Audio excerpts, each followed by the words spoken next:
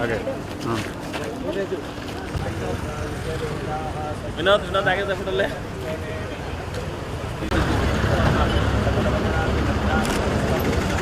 गणपति बाप्पा मंगलमूर्ति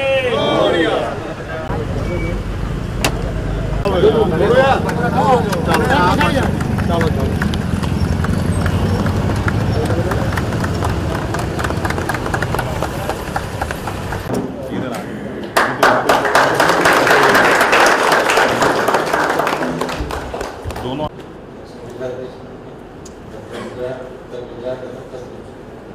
આપણી દક્ષિણ ગુજરાત દેશની સમગ્ર દેશમાં પહેલા નંબર છે. ગુજરાતમાં અનેક વિવિધ સુધારાઓ ઘણા બધા સુધારાઓ આપણા ઉદ્યોગની સાથે કરી